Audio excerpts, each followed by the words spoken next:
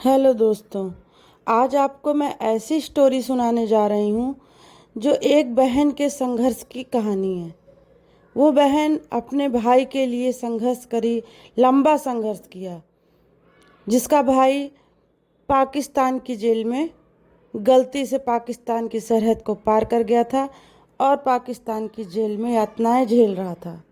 तो दोस्तों, कहानी को सुनाती हूँ। गांव का नाम था हरियाणा के समीपवर्ती इलाके में बसा सुरजनपुर। वहीं रहता था एक हंसनुमा, मेहनती और परिवार से बेइंतहा प्यार करने वाला इंसान वीरेंद्र सिंह, जिसे प्यार से सब वीरू बुलाते थे। वीरू की दुनिया उसकी बीवी सुहानी और उसकी बहन रुचि में ही सिमटी थी। सुहानी से उसकी शादी को 2 साल ही हुए थे, लेकिन उसका रिश्ता ऐसा था जैसे जन्मों का साथ हो। रुचि वीरू की छोटी बहन कॉलेज में पढ़ती थी और उसका सपना था वकील बनकर समाज के लिए लड़ना। एक दिन रात वीरू खेतों में पानी देने निकला और फिर वापस नहीं आया। परिवार ने सोचा कि शायद किसी रिश्तेदार के घर चला गया होगा, लेकिन जब 2 दिन बाद भी कोई खबर नहीं मिली तो सबके दिल में डर समा गया। तीसरे दिन एक झकझोर देने वाली खबर आई। एक भारतीय नागरिक को पाकिस्तान की सीमा में घुसपैठ के आरोप में गिरफ्तार किया गया है। टीवी पर जो तस्वीर दिखाई गई वो वीरू की थी। सुहानी बेहोश हो गई।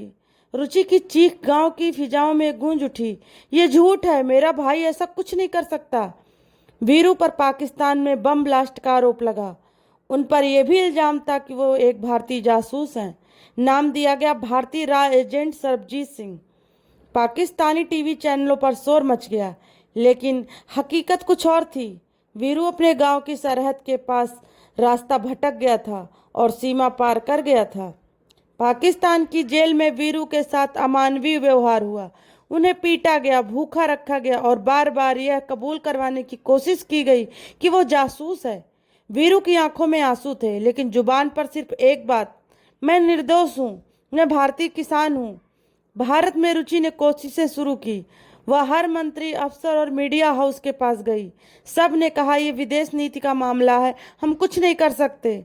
सुहानी ने अपने सिंदूर को हाथ में लेकर कसम खाई, जब तक मेरा पति वापस नहीं आता मैं चैन से नहीं बैठूंगी। रुचि ने दिल्ली का रुख किया। संसद भवन के बाहर खड़ी हो गई, हाथ में तख्त थी। मेरा भाई निर्दोष है, उसे वापस लाओ। मीडिया ने उसकी आवाज को हवा दी। धीरे धीरे देश जागने लगा। हजारों लोग उसके समर्थन में खड़े हुए। ट्विटर पर हैशटैग ट्रेंड करने लगा, जस्टिस फॉर वीरू। सरकार ने पाकिस्तान से बातचीत की कोशिश की, लेकिन हर बार एक ही जवाब, उस पर आतंकी गतिविधियों के सबूत हैं। रुचि ने मानवाधिकार संगठनों से संपर्क किया, संयुक्त राष्ट्र में याचिका भेजी और लाहौर हाईकोर्ट में अपील की। हर सुनवाई से पहले वो सिर्फ एक बात कहती, मुझे मेरा भाई चाहिए, जिंदा चाहिए। सुहानी ने वीरू की एक डायरी खोजी, जिसमें उसने उसके साथ बिताए हर पल को लिखा था। पहली बारिश, पहला त्योहार, पहली लड़ाई और पहला माफीनामा। उस डायरी को लेकर वह हर टीवी चैनल पर गई। ये देखिए, ये एक आतंकवादी की डायरी नहीं है, ये एक प्रेमी पति की भावनाएं हैं। लोगों की आंखें नम हो गईं। सुहानी को भारत की मीरा कहा जाने लगा, जो अपने पति के इंतजार में हर दरवाजे पर दीपक जला रही थी। एक रात उसने पाकिस्तान की जेल के बाहर बैठकर गाना गाया, चलो एक बार फिर से अजनबी बन जाएं हम दोनों। उसकी आवाज़ सरहद के पार तक गूंजी। वीरू ने अपनी जेल की कोठरी में सुना और दीवार पर सिर टेक कर रो पड़ा। पाकिस्तान सरकार ने एक फर्जी कबूलनामे का वीडियो जारी किया, लेकिन भारतीय जांच एजेंसियों ने बताया वीडियो में तकनीकी एडिटिंग के निशान हैं, यह जबरन कराया गया बयान है। रुचि ने इस वीडियो को अदालत में चुनौती दी। केस अब अंतर्राष्ट्रीय स्तर पर पहुंच चुका था। भारत के प्रधानमंत्री ने पाकिस्तान के राष्ट्रपति को पत्र लिखा, अगर यह नागरिक निर्दोष है तो उसे तुरंत रिहा किया जाए, लेकिन पाकिस्तान की अदालत ने सजाए मौत बरकरार रखी। एक रात जेल में वीरू पर हमला हुआ। उसके चेहरे पर तेजाब फेंका गया, सिर में चोट आई और वो कोमा में चला गया। पाकिस्तानी सरकार ने कहा यह जेल में कैदियों की आपसी लड़ाई थी। भारत में गुस्से की लहर दौड़ गई। रुचि ने चीखा, ये हत्या की कोशिश है, ये न्याय नहीं, बदला है। सुहानी उस रात फिर जेल के बाहर पहुंची और दीवार के पास बैठ गई। मेरी आवाज़ सुन रहे न हो ना वीरू, मैं यही हूँ तुम्हारे इंतजार में। आखिरकार पाकिस्तान ने अंतर्राष्ट्रीय दबाव में एक बार फिर केस की सुनवाई शुरू की। रुचि और सुहानी लाहौर पहुंची। रुचि ने कहा, मैं अपना भाई लेने आई हूँ, उसका शव नहीं। आखिरी सुनवाई से पहले रुचि ने एक खुला पत्र पाकिस्तान की जनता को लिखा। अगर आप इंसाफ पसंद करते हैं तो मेरे भाई को मौत से बचाइए। पत्र वायरल हो गया। पाकिस्तान के नागरिक भी अब रुचि के साथ खड़े हो गए, लेकिन साजिशें अब भी जारी थीं। लाहौर हाईकोर्ट की इमारत के बाहर हजारों लोग जमा थे। एक तरफ मीडिया के कैमरे, दूसरी तरफ सुरक्षा बलों की बंदूकें।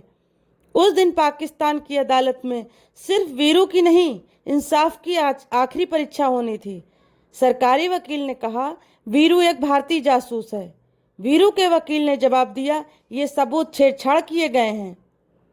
जज ने कहा, फैसला कल सुनाया जाएगा। अगले दिन वीरू को दोषी पाया गया है। सजा ए मौत बरकरार रखी जाती है। कोर्ट ने फैसला दिया। भारत में रोष फैल गया। राष्ट्रपति को दया याचिका दी गई।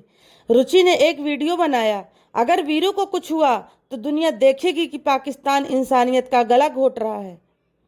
एक सुबह खबर आई, वीरू पर जेल में हमला हुआ है, उसकी हालत नाजुक है। 3 दिन बाद वीरू कोमा में चला गया। सरकार ने प्रयास किया, पाकिस्तान ने शव भारत भेज दिया। तिरंगे में लिपटा वीरू का जब गांव में शव आया, रुचि फूट फूट कर रोई। मैं तुझे जिंदा नहीं ला सकी भैया। सुहानी ने कहा, अब तुझे कोई जुदा नहीं कर सकता। वीरू की अंतिम यात्रा में लाखों लोग उमड़े। सैनिक सम्मान के साथ उसका अंतिम संस्कार हुआ। गांव में स्मारक बना। सच्चाई को कैद नहीं किया जा सकता। झूठ की जंजीरें कभी इंसाफ को नहीं रोक सकती। रुचि आज भी लड़ रही है। सुहानी अब वीरू के नाम से बच्चों को पढ़ाती है, ताकि दुनिया न भूले, एक बहन और एक पत्नी ने मिलकर एक देश को जगा दिया था। तो दोस्तों, आपको हमारी ये कहानी कैसी लगी, प्लीज़ कमेंट करके ज़रूर बताइएगा। और अगर अच्छी लगी हो तो लाइक और शेयर करना ना भूलिएगा।